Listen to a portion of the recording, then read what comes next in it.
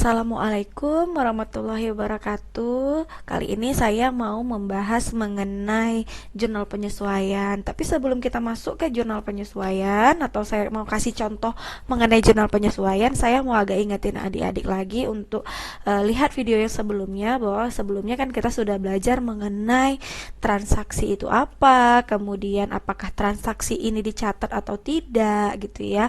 Nah, baru kita akan menentukan transaksi ini jika mempengaruhi keuangan, maka kita akan mulai mencatatnya. Nah, mencatat di jurnal kita harus menentukan debit dan kredit. Setelah buat jurnal, adik-adik juga sudah saya ajarkan memposting ke buku besar gitu ya, untuk mengklasifikasi akun-akun yang sudah di jurnal gitu ya, buat buku besarnya. Setelah buat buku besar, adik-adik kemudian membuat trial balance atau neraca saldo. Nah, di sana rangkuman atau ringkasan dari jurnal atau buku besar, nilai-nilai saldonya yang sudah adik-adik buat, untuk melihat akun-akun ini nilainya berapa gitu. Secara ringkas dibuat di trial balance atau neraca saldo.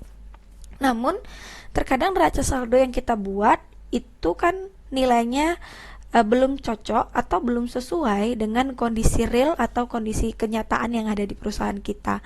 Nah, kalau kondisi neraca saldo atau trial balance-nya itu belum cocok atau belum sesuai dengan apa yang terjadi di perusahaan, belum wajar nilainya, maka itu tidak bisa kita buatkan laporan keuangan. Namun kalau dia sudah benar, sesuai gitu ya, maka kita buatkan ke laporan keuangan. Nah, bila belum sesuai, mungkin ada transaksi yang belum di jurnal, atau ada pendapatan diterima di muka, beban dibayar di muka yang belum ada di jurnal, atau bahkan ada pendapatan atau beban yang masih harus dibayar atau diterima belum adik catat jurnalnya, maka kita buat ke dalam jurnal penyesuaian gitu. Nanti setelah kita jurnal penyesuaian, kita bisa kembali lagi mempostingnya ke buku besar, ya kan, posting ke buku besar lagi hasil jurnalnya, baru dibuat lagi trial neraca saldo setelah penyesuaian. Jika dilihat nilainya sudah sesuai dengan keadaan perusahaan, maka kita bisa lanjut membuat laporan keuangan. Tapi kalau misalnya belum sesuai, maka kita bisa buat jurnal penyesuaian lagi. Jadi jurnal penyesuaian ini untuk membuat neraca saldonya jadi sesuai dengan keadaan keuangan perusahaan gitu. Jadi kalau belum sesuai, balik lagi, disesuaikan lagi. Kalau jika udah selesai, baru kita bisa membuat laporan keuangan gitu. Nah, di sini ada neraca lajur. Nah, selain diupdate ke buku besar, ada juga menggunakan cara neraca lajur. Nah, nanti untuk video yang berikutnya saya akan membahas mengenai bagaimana cara mencatat jurnal penyesuaian, mengupdate neraca percobaan gitu ya, trial balance menggunakan neraca lajur. Nah, di video ini kita akan membahas dulu mengenai jurnal penyesuaiannya. Begitu. Kita lihat ke contohnya gitu ya. Jadi adik-adik sebelumnya itu sudah membuat yang namanya trial balance tadi kan. Nah, kita lihat nih trial balance-nya, akunnya, kemudian saldonya, dilihat apakah sudah sesuai dengan kondisi keuangan perusahaan. Nah, kalau contoh untuk yang Susanti ini gitu ya, contohnya Susanti ini ternyata ada transaksi yang lupa dicatat oleh perusahaan Susanti ini. Jadi tanggal 24 itu sebenarnya usaha Susanti itu menerima 20.000 dari Nona Ira atas layanan jasa. Dia maunya gini, Nona Ira kasih ke Susanti, konsultannya Susanti 20.000 untuk si konsultan Susanti ini nanti kasih dia layanan jasa sebanyak 4 kali, tapi layanan itu belum dilakukan. Nah, ini adalah satu contoh transaksi pendapatan diterima di muka, karena dia menerima uang lebih dahulu sebelum dia melakukan atau memberikan layanan jasanya. Lalu pada tanggal 31 Susanti juga harusnya melakukan penyesuaian terhadap jasa-jasa yang sudah dia kerjakan, kemudian bebannya, kemudian sewanya dan sebagainya. Nah, ini saya buatkan urutannya. Yang pertama adalah ternyata di tanggal 31 itu ada layanan jasa yang belum Susanti catat itu sebagai pendapatan, padahal dia sudah melakukannya, tapi walaupun mereka belum menerima uangnya. Nah, ini salah satu contoh accrued revenue. Kemudian yang B, itu dia mendapatkan tagihan listrik senilai 200 tapi belum dibayar. Nah, walaupun dia belum bayar, sebenarnya adalah ada beban yang harus dia bayar walaupun dan dia belum catat. Jadi, ini adalah beban yang masih harus dibayar, accrued expense-nya. Kemudian perusahaan Susanti ini juga perlu untuk melihat apakah semua yang terjadi di perusahaannya tersebut itu benar masih hutang atau masih masih apa namanya ya belum dikerjakan gitu. Contohnya aja tanggal 28 ini ternyata juga ada melakukan menerima kan 20.000 gitu kan, ternyata di tanggal 31 itu sudah dikerjakan sebanyak 3 kali gitu ya, maka harusnya ini kalau sudah dikerjakan maka itu bisa diakui sebagai pendapatan untuk Susanti gitu ya.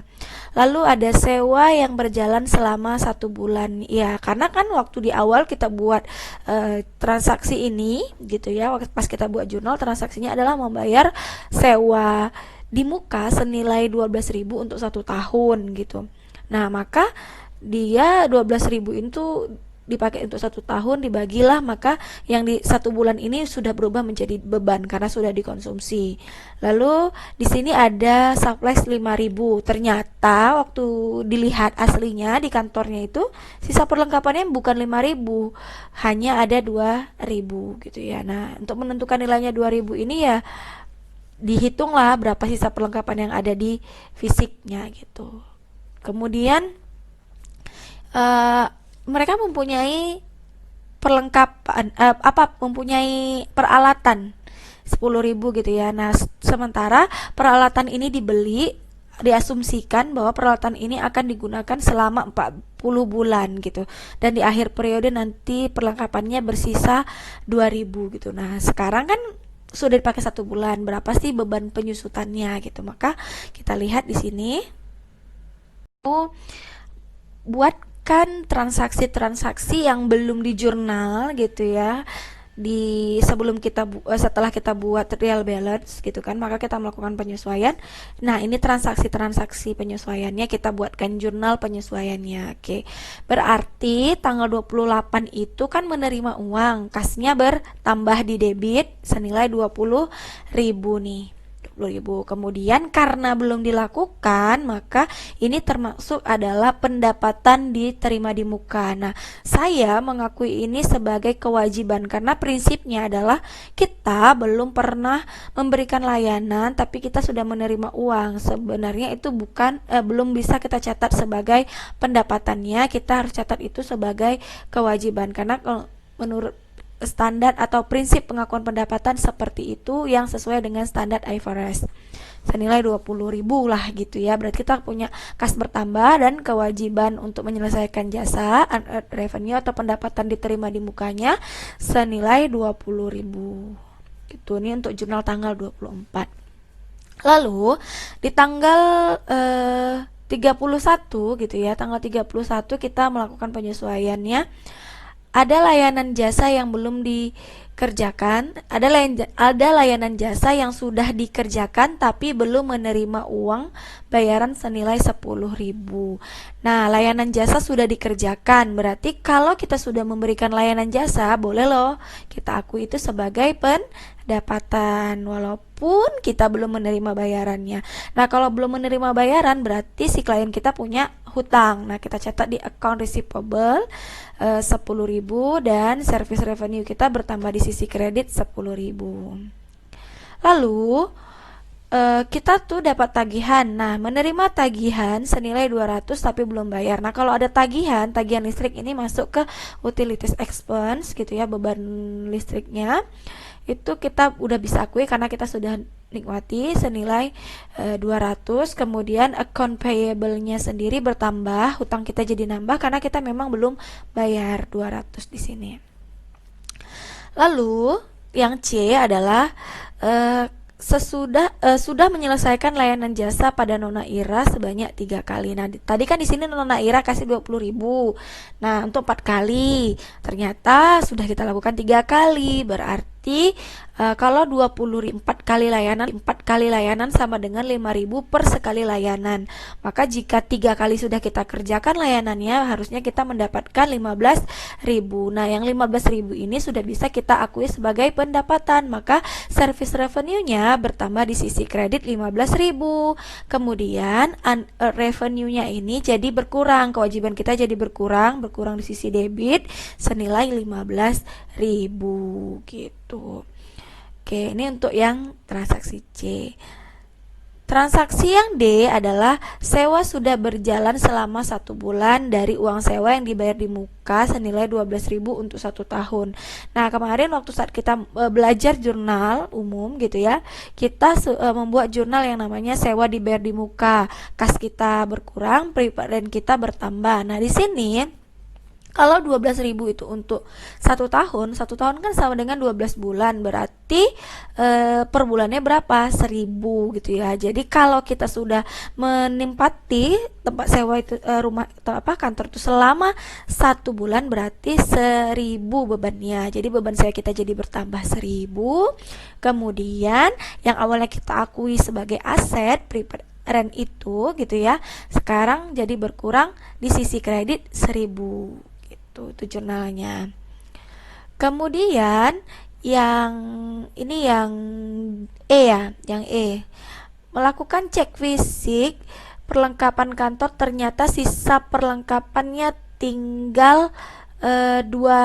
Berarti kalau kita lihat di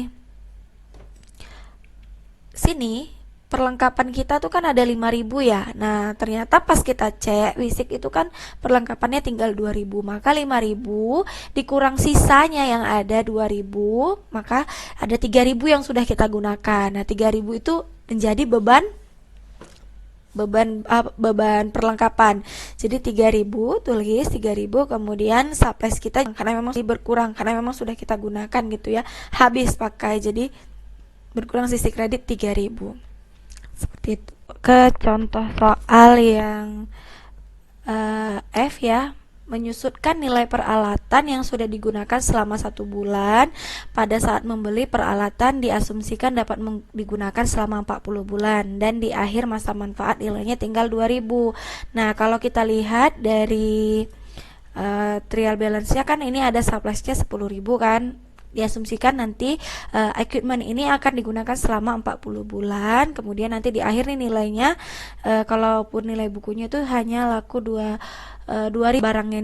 barangnya ini dijual gitu ya. Jadi equipmentnya menyusut gitu ya nilainya gitu. Jadi selama masa manfaat kita memakai metode penyusutan garis lurus. Jadi berapa kita mendapatkan barang itu biayanya dikurangi dengan nilai sisa dibagi dengan masa manfaatnya gitu ya. Jadi kita belinya harga 10.000 dikurangi 2.000, maka hasilnya adalah 8.000 biaya yang mau kita susutkan dibagi masa manfaatnya 40 bulan, maka 200 per bulan biaya penyusutannya gitu ya. Jadi kita buatkan jurnalnya, beban penyusutan depreciation expense-nya bertambah di sisi debit senilai 200, kemudian akumulasi depreciation-nya itu nambah di sisi kredit senilai 200. Jadi kalau beban penyusutan itu nambahnya di debit, berkurang di kredit. Kalau akumulasi penyusutan itu nambahnya di kredit dan berkurang di